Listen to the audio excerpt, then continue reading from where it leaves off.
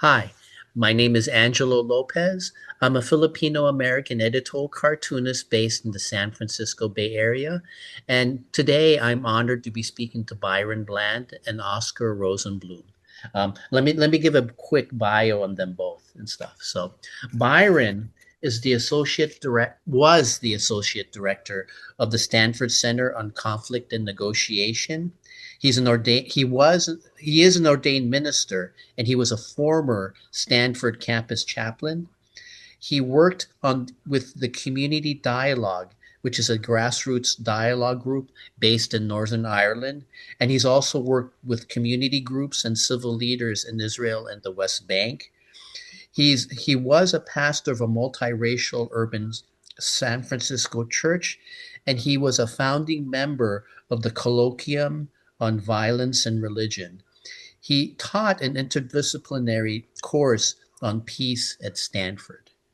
Oscar is a graduate of Stanford Law School, and he specialized in intellectual property. He's been an attorney at several Silicon Valley tech companies, and he has a master's degree with political science at Northwest University, and he specialized in African studies. He has a lifelong interest in Israel, and he grew up in a Jewish community in upstate New York and stuff. So thank you both for taking the time to talk to me today. You're welcome. Thanks. Okay.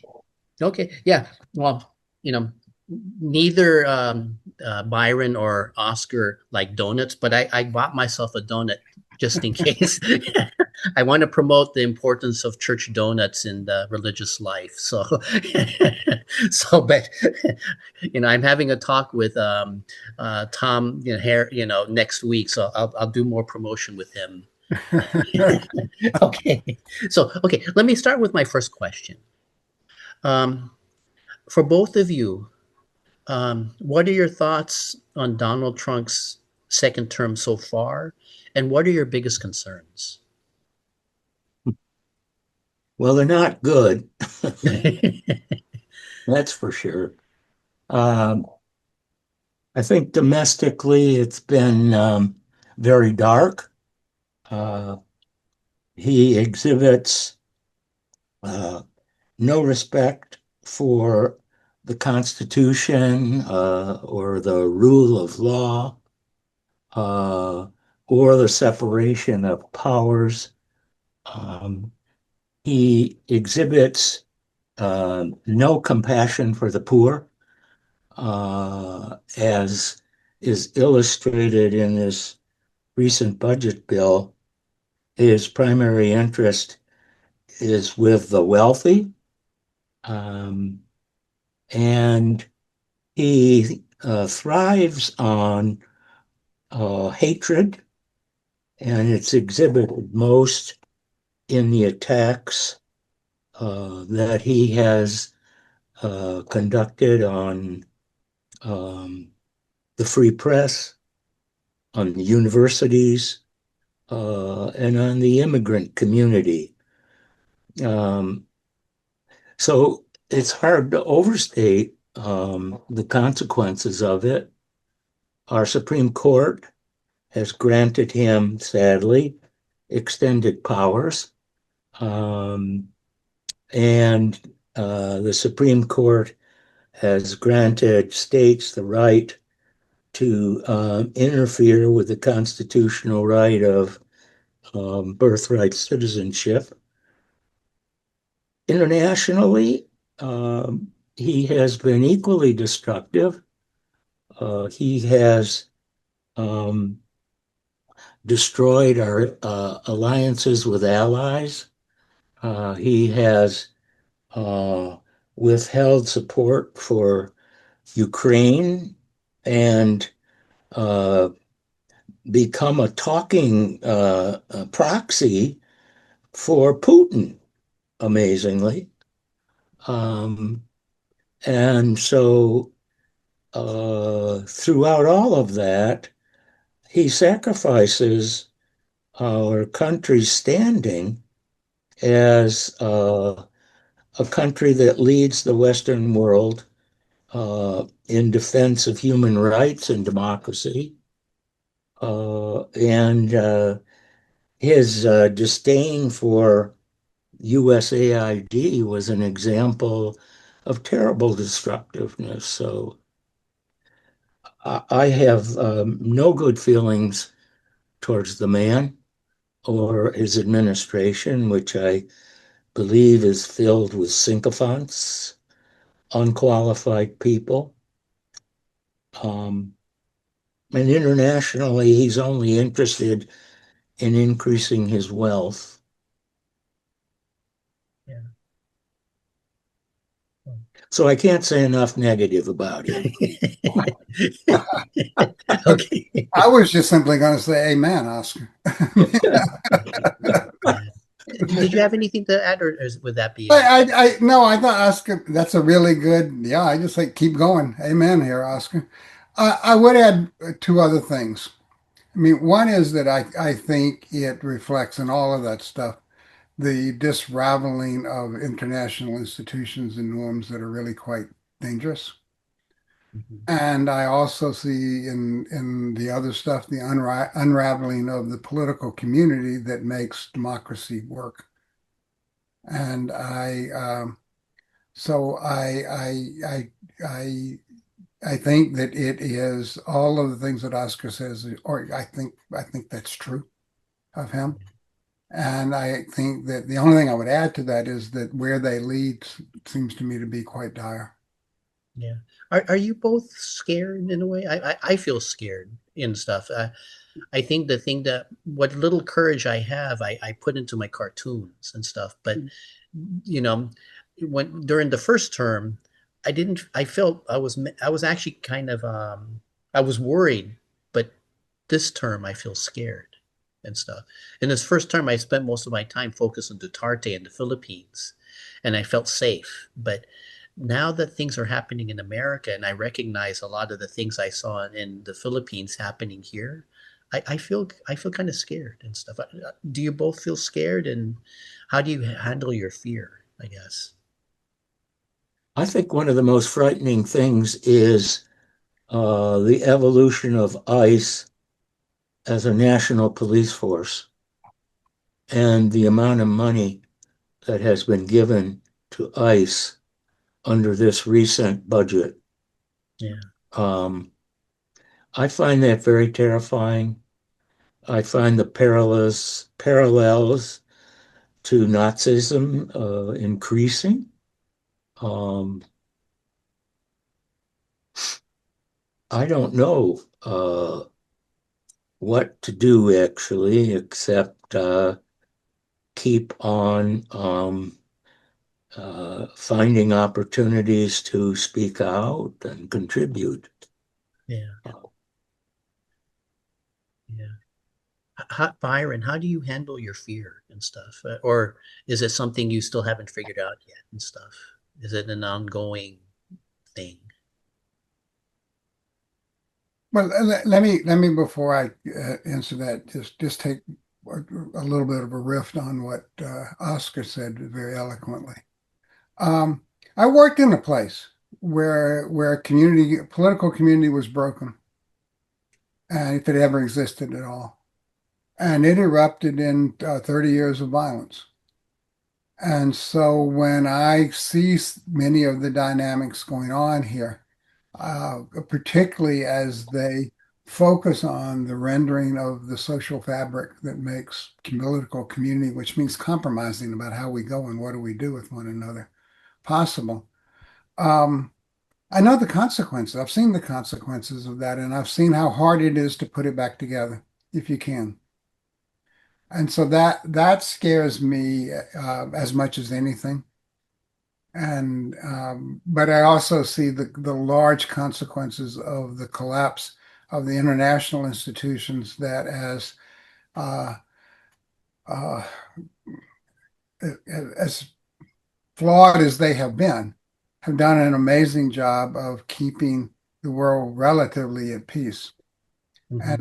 And I think that that's not just that that's a major accomplishment. And so that scares me. Now the question, how do you deal with your fears? Uh, fear is the perception of threat. And when I fear, I can either fight or fly. That's the natural responses.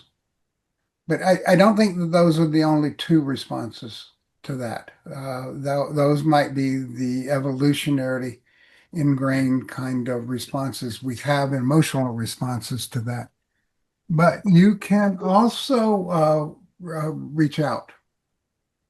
And so, to the degree that I feel hopeful, it's when I see people trying to reach out and understand what what those who they disagree with, what's that about? I mean, it's a kind of curiosity rather than a experience of threat. And in the terms that I've dealt with that, that's the difference between mistrust, which is the expectation of threat of harm, and mistrust, which is I don't know enough. And if I don't know that I can get distrust to go jump all the way to trust, which I count as lowering one's guard. But I think I can get them to curiosity, maybe. And if I can get them to curiosity, then there is a matter of trying to figure out how we can govern this place. Because where I don't obviously agree with the opinions of many, I have to value their lived experiences. And Yeah. when I do that, you begin to create the foundations of political community, even though that I think they are broader than simply that. So that I maintain hope by simply trying to reach out and understand. Okay. Okay. Um, Oh, did you have anything to add, Oscar, or no? Well, it's always tough to decide there's some people it's not worth listening to. Yeah. And uh, I think uh, sometimes maybe it's a matter of more maturity or wisdom. You pick your battles, you know. Is this someone um, that I want to engage? Uh, and as I study this particular problem, um, I see, at least in the Israeli Palestinian situation, people who either don't know how or don't want to uh, engage. One thing that illustrates this, Trump's tariff programs. He thinks he can hit people over the head Yeah. and they're going to fall in line. I heard one financial analyst make the point that he doesn't understand trade negotiation at all because that is built over time on trust. Yeah. And he doesn't understand that. Yeah. And what Byron is saying, and I agree with, is you have to find a basis for trust and you have to build upon it. Yeah. And there has to be some mutuality. Yeah. Oh, okay. Well, thank you. I, Um, and I oh, want to pick up go on ahead. something that Oscar said, because he raised the question of where to engage or whom to engage. Yeah. And I think that involves some serious thought about who and how to do it. Yeah. Uh, there is something that's a little bit prior to that, which is understanding I mean, how do I understand what's involved in these issues and what they mean for different people and do for that. But there are quite a number of people whom I would listen to and think about that I wouldn't engage with. Yeah. And I think that it's um, that we need to be smart about how it is that we address the situation and open about many things. But I don't think that it. I mean, there is for me clearly a borderline to what's acceptable or compromise or what to entertain, and that is it cruel and humiliating. Yeah. And if it is, that's out of the picture. And I think that what exacerbates me and irritates me most about Trump is that he's cruel and humiliating. Yeah. And so I don't wish to engage him in conversations about stuff because what he does is, if not cruel and humiliating to me, is cruel and humiliating to other people. And so I don't listen to him. That's not quite true. I listen to him, but not in the same way that I want to listen to someone with whom I disagree. Yeah. And but I have no interest in engaging him in the kind of political trades and that kind of stuff Yeah. about that. That's not getting either of us anywhere. Uh, but I think then we're presented with a very complex political landscape in which to figure out how to act and have hope uh, and be the kind of dignified people we'd like to be. Okay. Well, thank you. We can explore that later and stuff too. Yeah, it's 25 minutes in. We've got through one question. Let me see if I can get through. Maybe in the whole thing we'll get to three. Yeah, because That I either want to means talk. it's a really good question, Yeah. or you're behind schedule. Yeah, it's just that I think it's just we all have our worries. Before we started this talk, I was mentioning to Byron, both of us lost formerly close friends who became Trumpists and stuff. So I want to talk about that later. But before we do, I wanted to mention both of you are fairly knowledgeable about the conflict between Israel and the Israelis and Palestinians, and Oscar alluded that in his previous answer. So I wanted to ask you both, um, what are your thoughts? This is a two-part question. What are your thoughts on the current situation in Gaza and the West Bank? And the second part is, what are some joint Israeli-Palestinian groups that have been working for peace in that region? Byron, in your bio, you mentioned that you had worked in Israel and in the West Bank with civil groups and stuff that have been trying to work for peace and stuff. So I don't know who wants to start first, but what I guess what is your thoughts on Gaza and the West Bank right now, and what are some joint efforts at peace? Oscar, would you mind going first? No, fine. I think the situation is as bad as it's been. Uh, I I think the Israelis are conducting genocide in Gaza. They've killed over 50,000 people. They've destroyed the Yeah, infrastructure. It's an unlivable, uninhabitable place. That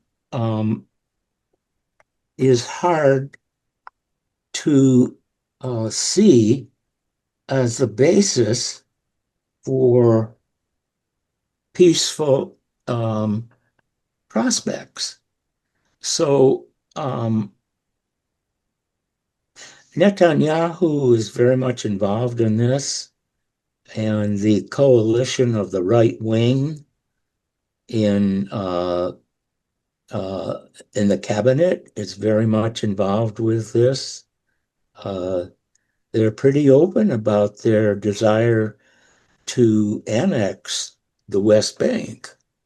Um, and they are the settler movement, which should never have been in occupied territories, um, is a very active and malicious group. Um, and so um, I think now uh, we've got Trump having bombed Iran without constitutional authority. We've got now Netanyahu coming to the United States. I don't know if he's been invited to speak to the Congress or not, but there's a framework being put in place that I don't see the seeds of peace, meaningful peace. So I'll turn it over to Byron. I'm as unhopeful about the situation as Oscar is about it. It seems to me that what a settlement looks like in broad strokes has been clear for 40 years. And so the question is, if is there going to be one or not be one? And that it's going to be that, but that doesn't mean that there's going to be a settlement, because there are significant forces in both places that would rather see no settlement than that settlement. And so I think that it's very clear is there a settlement in which has long-term prospects so that it isn't an interlude before the next breakout of crisis. Then we know what it is. The question is, would the parties settle for that? And I don't see any movement on either side. I mean, that's not entirely true. I don't see any movement in Netanyahu whatsoever toward that. And I don't know how Hamas can be a partner in that and remain Hamas. Mm-hmm. So it's somewhat at a crossroads at that particular point. But part of it, I mean, when you have both sides of the major negotiating thing in that particular war, there's a difference here between what's a broader settlement to the Israel-Palestinian situation and what's the settlement to the conflict with Israel and in Gaza. Okay. But they're both interrelated to one another in important ways. And I mean, it's absolutely clear. If they want to have they want to end the war and conflict in Gaza, they can do it tomorrow. But it takes some very hard steps, and it would involve an Arab peacekeeping force who came in and built a government that could govern the place. And to do that, you have to convince them that that the negotiations with Israel is going to lead to a two-state solution, and Netanyahu's unwilling to do that. Yeah. And that's the standoff. And until dynamics change, I think that the dynamics have to be led by the more powerful party. They have more freedom of action than the other side does. But there is a part of it in which the other side is, okay, yeah, I'm going to accept there's going to be a settlement. But I think that this is a little bit rambling and I apologize for it. But I think that when Oscar went through the thing, he pointed on the exact thing. This is starvation. I mean, I don't care what you want to call it in international law. It's just starvation. That's wrong. It's against the protocols of conduct of warfare. It's just wrong. That's wrong about the stuff. The bombing and destruction of that is wrong. But at that level of happening, it is just pure vengeance. And where I am sympathetic to the needs of both sides to try to figure out how are we going to live with one another in a way that we don't threaten one another, and how can we be sure that we are safe? I think those things are important concerns, but they aren't reached by anything that's going on there now or has been going on in a long time. I'm curious. Go ahead, Oscar. Well, I was just going to say quickly, I have very low opinion of Netanyahu. He had opportunities when in the aftermath of the Oslo Accord, people were turning against Yitzhak Rabin, and Netanyahu never spoke out. He let it go. More than that, Oscar, he built his political career on the destruction of Oslo. Yes, as did Hamas. And so in that sense, I think they are mimetic kind of rivals with one another. Then Can I you're ask something? Somebody told me that one of the big problems is that the people who were most responsible for sabotaging the Oslo peace accords are now in power in Israel and Gaza. Is that basically the direction you're going to? I would say that about Netanyahu. I don't know on the Palestinian side whether that's true or not. I mean, Oh, okay. Okay. I'm curious though. I that's mentioned, definitely. I mean, yet you can trace Netanyahu's career to that. okay. I'm Uh, wondering, you were mentioning, I'm wondering, I mentioned about the joint Israeli Palestinian groups that have been trying to work for peace. Has this, I guess this is a two-part question. Is is um is there just despair right now? Do they feel, irrelevant in this wider? And also, I remember one time in early church, Oscar was saying that there's no longer an Israeli left.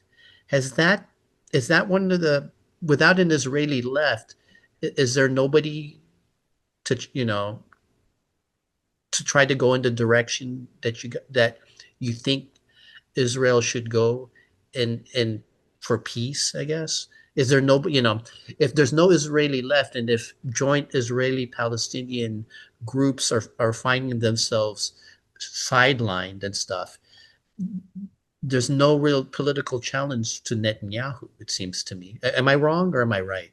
Um, So I think that the peace movement uh, is really, for now, moribund. okay. Um, the greatest expression of political opposition to Netanyahu came prior to the Hamas war, at the point when he and his coalition government, as part of an authoritarian uh, movement, sought to undermine the independence of the judiciary. Yeah. And that's when they had enormous outpouring of marches in the street. Another thing to bear in mind is that Israel does not have a written constitution. Oh, After the Declaration of Independence, there was supposed to be a constitution uh, within 3 months or something. They couldn't agree on it. So they have it's kind of like a sausage, and they've got these things called basic laws. Um, is it like Great Britain, where Great Britain well, doesn't have? Great Britain has no constitution, but it doesn't have the equivalent of what Israel has, which Okay. is this sausage thing. But uh, the judiciary in Israel created a judicial review, and they created the judicial review that allowed them to promote uh, a Bill of Rights where there was none. And they were developing Bill of Rights that would protect some minorities. And that's where the right could not tolerate it. They were trying to put restraints um, on power. And so that was the beginning of what people recognized as a direct assault on their democracy. Mhm. Then along came the Hamas war. Now it's much harder to say, oh, we need peace, because the Israeli public doesn't really see or care to see what's going on in Gaza. There's very controlled media. And so I've talked to friends. Oh, they'll go to Israel. What's, yeah, great. I'll go. I'll have a bar mitzvah. I'll go here. I'll go there. That's a change a little bit. Yeah. Yeah. But I think all those things work against the kind of powerful peace movement that there was at the time of Oslo. Okay. You know, I have to say, we have 3 minutes before this first video is over. We've gotten 2 questions done. So, Are we finished with those two? yeah, I'm trying to think of which 2 questions. Um, I like your answers. Don't worry if we don't go through all the questions. I just want to be able to have a good conversation because I'm actually not as versant on the Israeli-Palestinian conflict as you both. So I want to hear what you guys have to say. It's just I may have to cut some of my questions to get but since it's only 2 minutes left, I'm gonna And so before you leave about this stuff, I haven't spoken too much around the way Oscar has because I agree with what he's saying and he says it very eloquently about that stuff. And so I think it's important though to step back and ask reflective questions on what Oscar said. And so what Okay. he just said to me was raising the question of what is political leadership. Okay. And I think that ties it back into the real consequences of having Trump in a leadership position in the United States. But also it raises the questions of then what is the leadership that we can, what kind of leadership would lead us out of this dilemma? Okay. And Sure. so if we as we come back, let's take up that topic if you wouldn't mind. One. Okay, sure. Okay. Thank you. I'm relieved you both came back. So, you know, but I think Byron, you had a good question about, what, listening to what Oscar's saying and stuff. What do we want in a leadership that can, oppose Trump? And I guess I'll fold it with a question I had prepared and stuff is how do we resist Trumpism in a way that's true to our Christian and Jewish values? Was that the question you wanted, Byron and stuff? Well, let me answer the first part and see how it moves into the question about it. Because I think the importance of leadership is that it opens horizons of possibilities. And so that very effective leaderships make things possible that weren't possible. And that ineffective leadership closes things down. And I think that that's what we're going to see in the world, the realm of possibilities of what can be accomplished are going to constrict under Trump's leadership, to my mind, and that they're going to become morally impoverished as well as they restrict. But the question is then, if leadership has that kind of effect, then what constitutes leadership in these kinds of situations? Mhm. And I remember very clearly that I'm not going to tell you his name, but I met with a high-level Israeli who was involved in policy around nuclear issues. My friend Lee Ross and I did, and we were having coffee in Palo Alto talking. And he turned to us and he said, I have a serious question here. How can we find our Palestinian Mandela? And I thought that was an interesting question, but it was also something was askew about it. And it was because it wasn't really that de Klerk found Mandela. I mean, Mandela was there in a prison, but to the extent that de Klerk found Mandela, I don't know that that was the case, the matter. But and so the finding kind of thing kind of troubled me, but I stayed with it of, what's at the core of this. And it wasn't early, it was about maybe 4 or 5 months later. I was walking on a beach in Florida, back home in close to with my family. And all of a sudden it hit me. Yeah, Mandela won. That's how you find your Mandela. Mandela won. You recognize that Mandela won. And so I thought that the real question that posed to leaders is who to whom can you make the concessions you pledged you would never make? And that in many peaceful situations is what you're searching for, is how to how to make those concessions that we didn't think was possible and we swore it were impossible and couldn't make about it. And that's what I think good leadership is. And I think if you push that further, why was Mandela leading? Mandela wasn't leading because if you ask people, what does peace in post-apartheid South Africa look like? It was Mandela. And so people bought on to that. And I think what is lacking in both the United States and in Israel, and to the degree there's political leadership, it's lacking in the West Bank as well, and certainly in Gaza, is somebody that embodies what peace looks like for folks. And to realize that there are a lot of people who look at him as embodying that peace. And Well, I think that that's lacking. That same leadership is sorely lacking in the United States. Huh.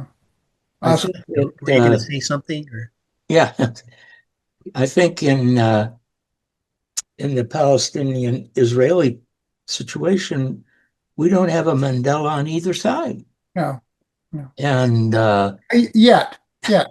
Just yeah, throw in a yet and I'm happy. yeah. Yeah. And so I've been reading a little book called Yeah. Dear Zealots by Amos Oz. It's very readable.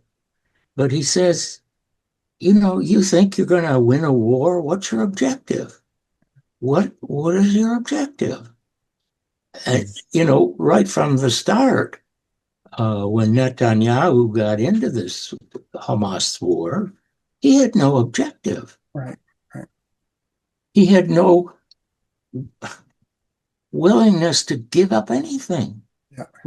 or to lead. The other thing to keep in mind is that after the Yom Kippur War in 2073, was it 1973? Golda Meir resigned. She resigned, and there was a commission of inquiry. Was she responsible? And Netanyahu would not resign. And that's characteristic of who he is as a leader. He thinks Israel's all about him. Trump thinks the United States all about him. I'm curious. I had a conversation with a cartoonist, and I have a theory, and let me run it by you both and stuff. Is that one of the issues in doing this kind of cross cultural, dialogue is, a lot of Democrats are trying to find a way of communicating to those working class communities that voted for Trump, but there seems to be a cultural gap, and I'm wondering if it's. I have a theory, but I don't know how true it is, that if there's going to be a voice, it would be from the Midwest, because in the Midwest there's actual contact with those type of working class communities, and they have a cultural knowledge in how to communicate. They need to be able to get votes, right? And I'm wondering if there is a voice, because I think in America at least, you need to break through that Fox News bubble, right, to get to to try to reach some of those people and stuff. And I'm wondering if politicians from the Midwest, since they're conversant in that, they might be able to better communicate some people mention Pete Buttigieg because he's willing to go to Fox News and stuff, but I don't know. I mean, what do you think of that theory? I guess. I don't know. I don't know that the where I don't know the geographical location of a political leader is going to matter that much. Okay. I mean, had you thought that there was going to be a populist movement with many of the Rust Belt being the foundation and base for that, I wouldn't have picked a New York real estate Yeah, yeah, that's true. as the person who does it. But I think the importance of having a credible story is, and I mean, Oscar and I, we've kicked around with you as well of what does it mean in this kind of post-truth world to try to get at what is true in the thing. And I think that we need to give greater give greater weight to the importance of story. How well do we tell a credible story? And it has to be told well and it has to be credible. And it can even be credible in the sense of these are hard times and we don't have good answers for how to solve some of these things. But here's how we can make things better for folks. And you have to go at a will of trying to, my goal is to bridge those gaps, not deepen those gaps. And so Angela, for one of the changes that has happened to me from when I was very actively involved in this stuff and now after years and increasingly getting older and older, just pondering things, is the really importance of having disagreement at the core, of embracing disagreement at the core of what our political communities are. So that if you ask me what peace is, now I'll tell you it's disagreeing safely. Mhm. If you ask me what's the goal of dialogue, it's creative disagreement. It's not trying to reach agreement. It's trying to understand and how do we make creative the disagreements that we have. And I think that um, that sometimes get kind of lost in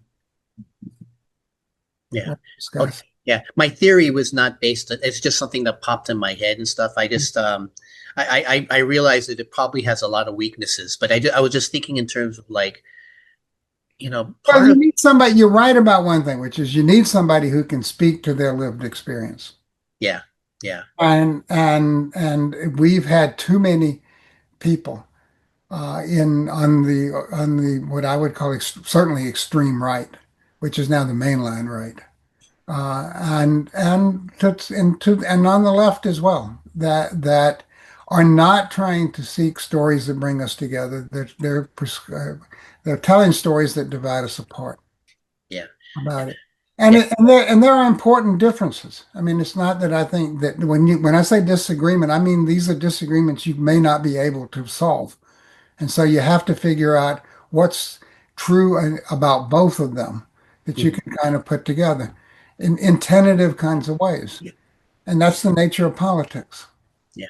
I think the only reason I had that theory was because they lived in the communities that saw the jobs get outsourced. Yeah, yeah. So they had an intimate knowledge, but I don't know how weak that argument is and stuff. So, Oscar, did you have something to add Yeah, or? yeah, I think there's a difference between campaigning and governing.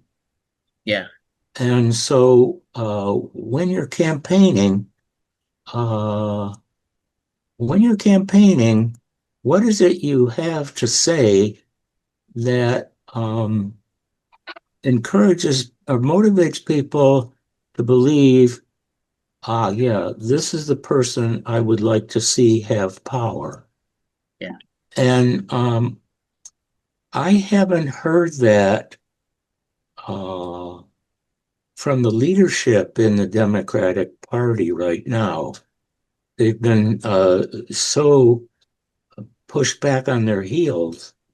But I I don't hear I hear single issue stuff, Yeah. Okay. but I don't hear a program that says, give me power because this is what I want to do. And what is the economic program? And how do you build something that says, yeah, FDR really wasn't wrong? And for us to throw that out is nonsense. And here's what I want to do. Am I going to reform that? What do I believe that is different? And I think there can be a strong case, but I don't see it yet. Yeah. I don't have any answer to that either. Sorry, Oscar. Oscar, I wish I did see an answer to that. Yeah. And it troubles me that there isn't more of that going on in in the Democratic Party, but generally in political discussions on the left generally, that it thinks that for many people, I think they think that the way we're going to get out of this is by us winning, and so therefore it's really important that we win against the and that's that we win against the other side is more important than just simply we win. And I think that there's going to have to be some reckoning of we're going to have to figure out what it means to live with one another. And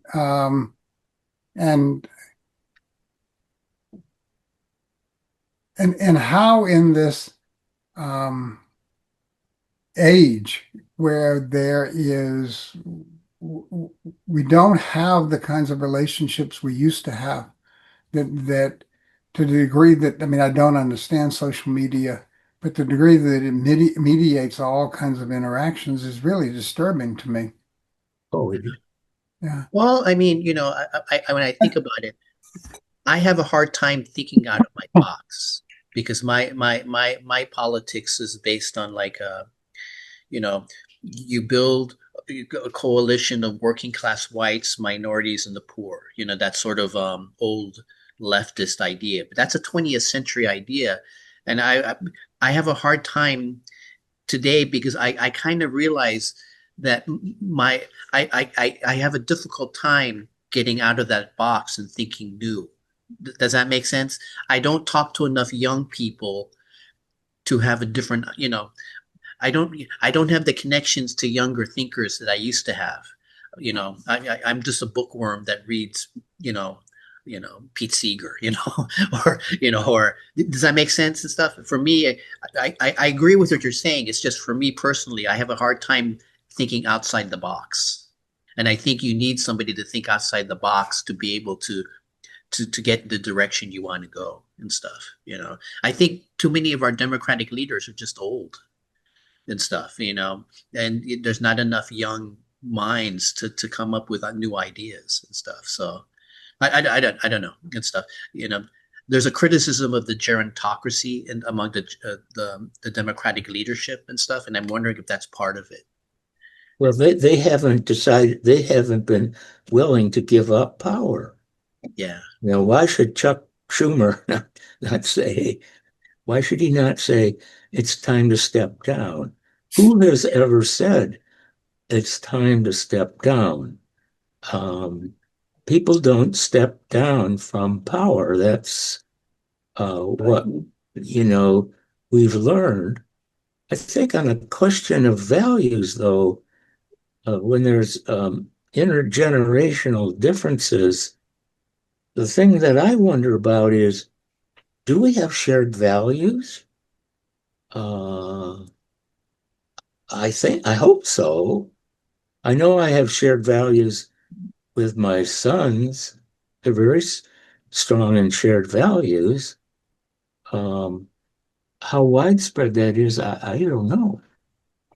Byron, are we getting at what you're trying to point out, I guess, or Well, are we going off the track? I guess I don't know if what I'm saying is going off the track of what you're trying to get at. Well, I don't know. I don't know that there is such a thing as going off the track, Angela. So, I mean, we talk about what interests us. No, I don't know and stuff. I just want to make sure I'm not veering from what you're trying to get at. No, I think, I would, if I were looking for the vision of the future, I don't see a whole lot of young people that I'd look to tell you the truth, as exhibiting that. I don't think any of us know. I think I find somebody who's as lost as I am in this kind of world. I think that the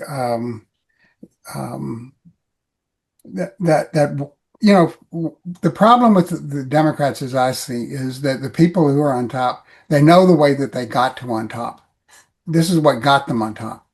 And so why would we want to change that? I mean, so that we may have lost the political battle this time, but we'll win it next time, because that's what it means.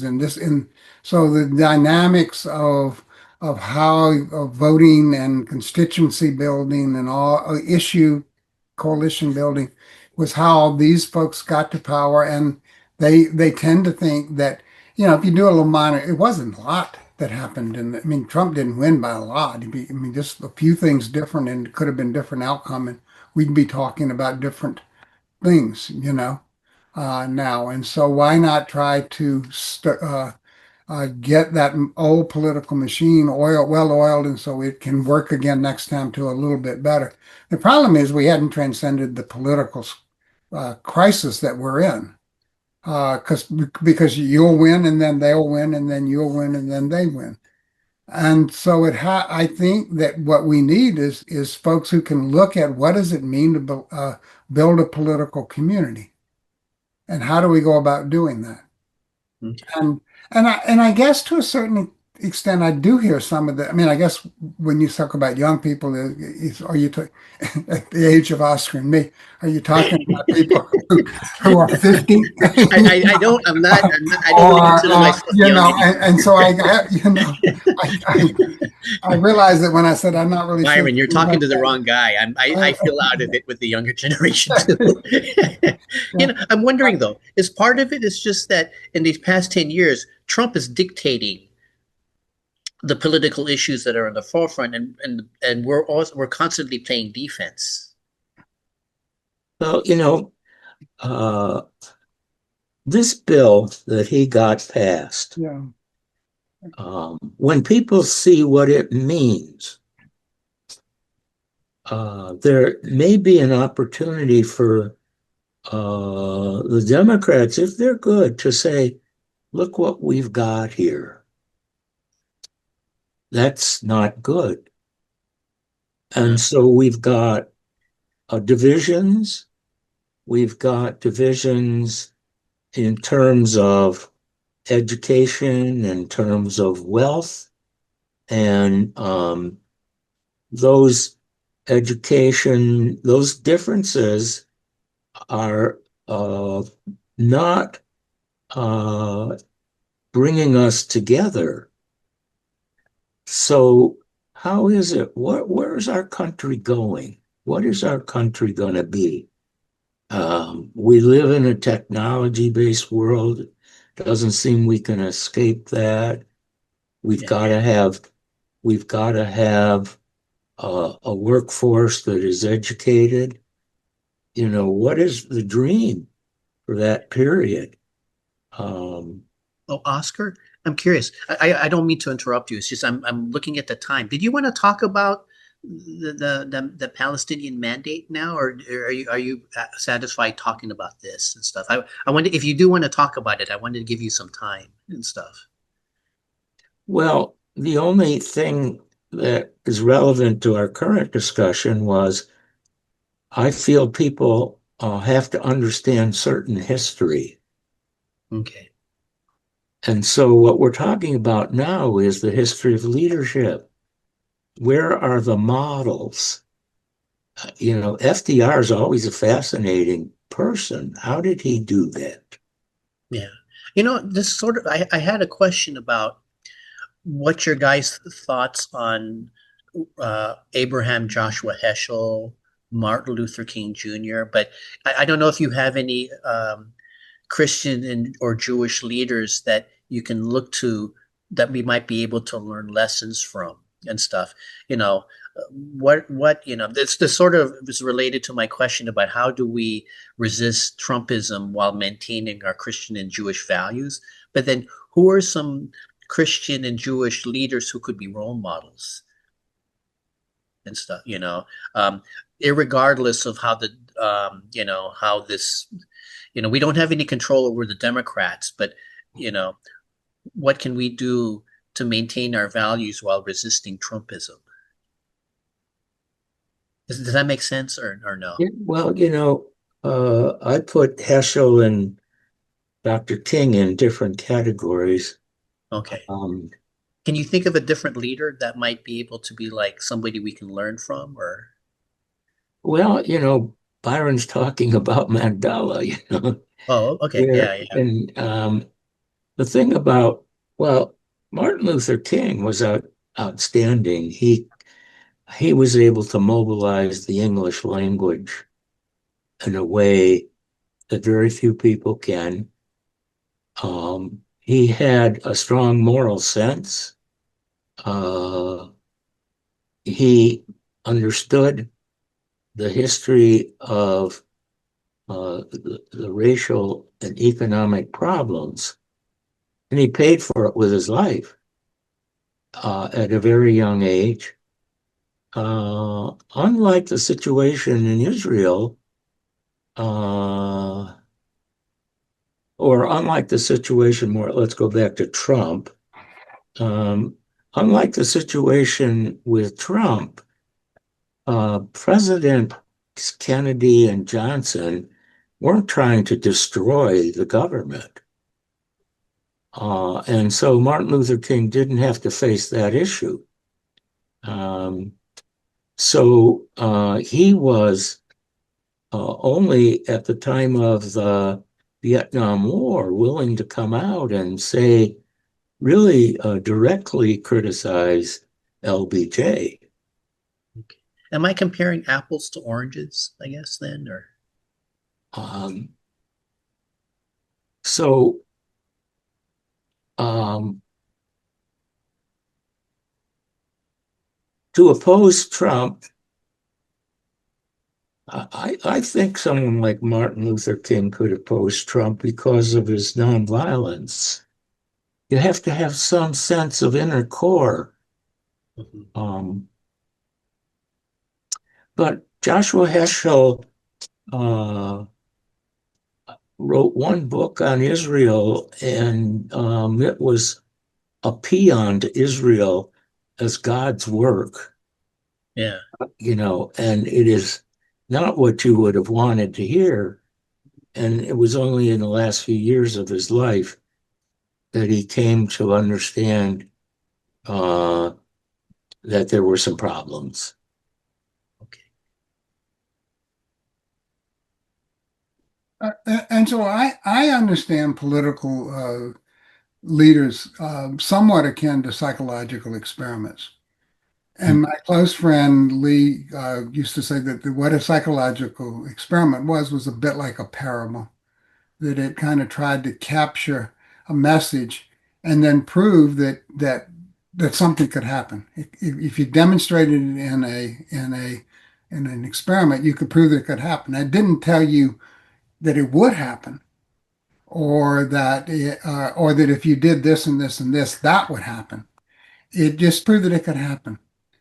And so I think that what leadership does when you look back and say who are the heroes, what you're doing is to look and see what did they prove that can happen? What is their life or their leadership? How does it demonstrate what can happen? And Okay. then how can I learn from that as to what's important about it? And so I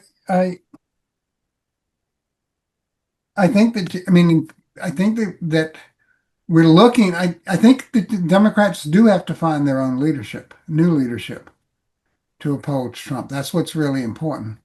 Yeah. But it's one that is going to talk differently than it's talked in the past about the issues that we face, because they are the parable for what can happen into the future. But that comes from us. I use bits and pieces that we can learn from other people. That's always really important.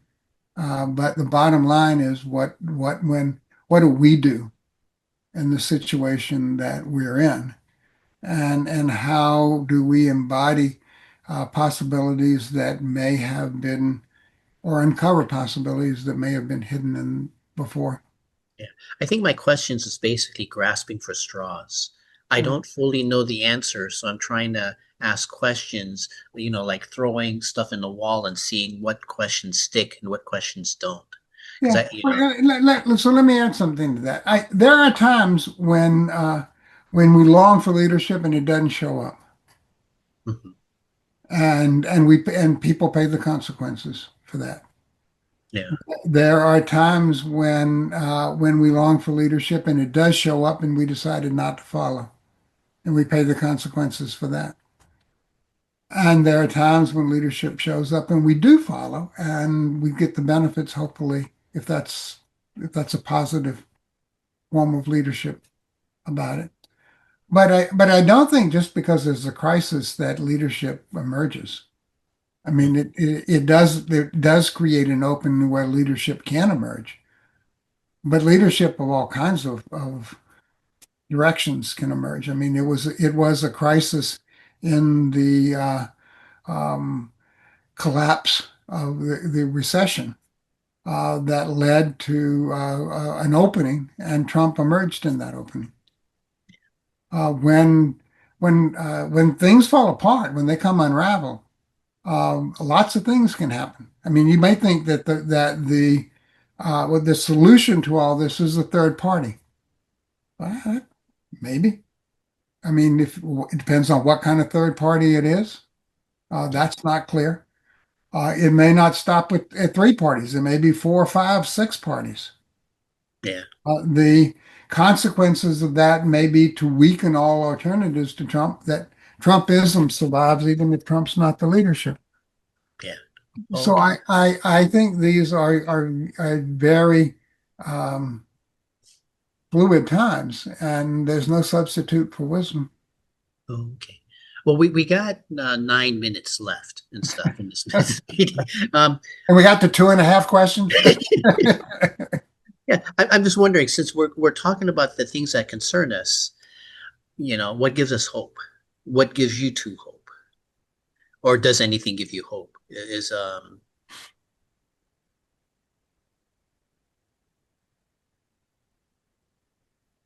If nothing gives you hope, I can ask a different question.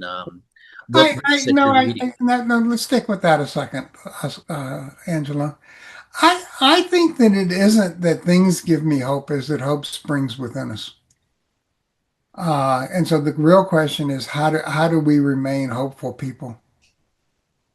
And and to do that, I think that it goes back to um, this isn't quite the way I want to say it, but I think that we think that transcendent values are powerful. They have influence. They determine things.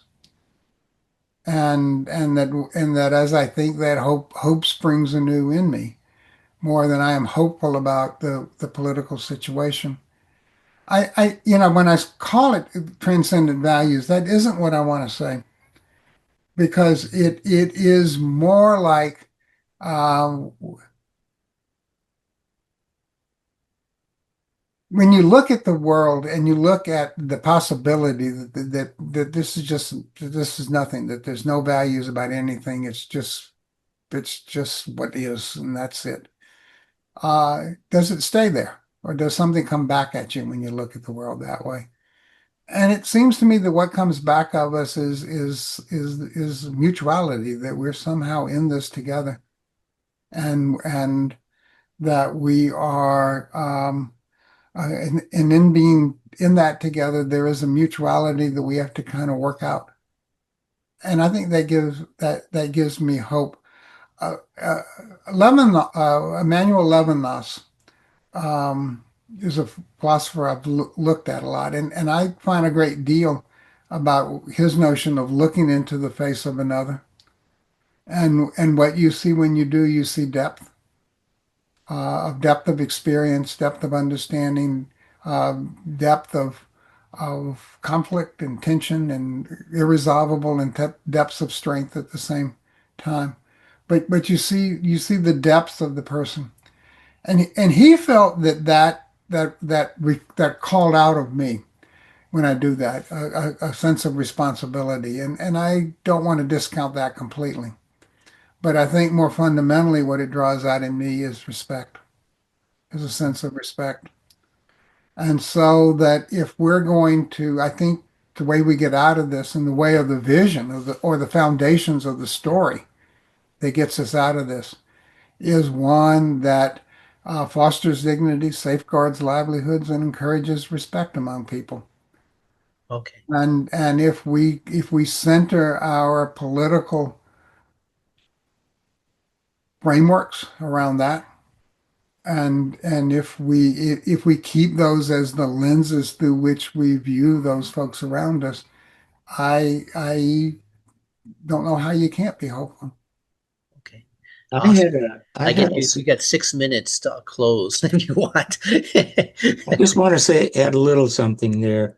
Yeah. Um, my daughter-in-law uh, was in a situation where some misguided people were saying things that were very hurtful. And so I had to write to her. And what I wanted to tell her was do not give up hope. Yeah. And so it was interesting. I did some research, and now there's lots of things in the New Testament about hope, about hope. And one of the things is do not give up doing good. Do not give up Very good. important. Yeah. And so Yep. that's who you are, that's who we are. And the belief has to be that at the end of the day, that prevails. Okay. Because Yeah, otherwise, and I if think it does, Oscar. I deeply believe it does. Okay. Oscar, you can talk more if you want. We got no, 5 minutes, 4 minutes and 45 seconds left if you want to say more. why don't you go on to your questions, Angelo? Oh, I think that's it and stuff. I had a few more. I mean, okay, actually, what books would you are you reading that can be helpful during this, Trump term? What would you recommend to us? In 4 minutes and 20 seconds, I guess. I personally, uh, Would the I Amos I O's read book I be read good? the opinion pages in the New York Times. I follow Heather Cox Richardson. I Mhm. read the articles in the Atlantic. Um, but there's no one single book. I I tend to read those things, and then it will lead me to something else I want to look at. You know, I've read a lot in my life, and so some things come back in a different way. I look at them again to say, Okay. what was that all about, and how does it contribute? So I guess, it's not what another author has to say. It's what I want to bring out from myself. What is it? What is it I see here? Okay. Byron, any books for you that you'd recommend or that you're reading now? Well, not around hope, not around. They don't center around how to have hope in the age of Trump. About it, I read many of the same sources Oscar does. Okay.